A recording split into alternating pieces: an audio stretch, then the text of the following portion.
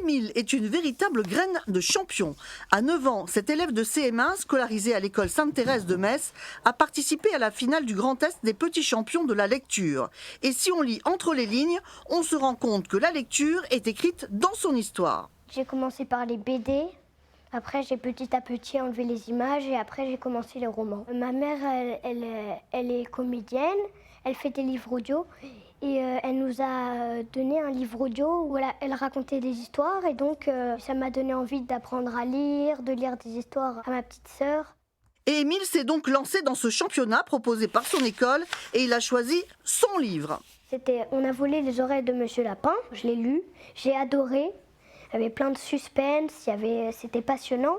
Donc je me suis dit, ok, je fais le championnat.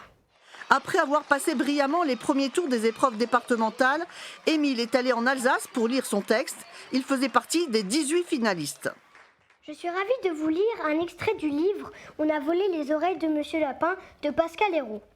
Et Émile a mis l'intonation dans sa voix.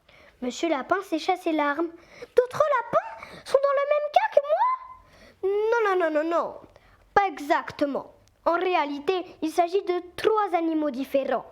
Un coq à qui on a volé sa crête. Un paon qui s'est retrouvé sans plume. » Malgré son talent, Émile n'ira pas en finale des petits champions de la lecture à Paris, mais la victoire est ailleurs.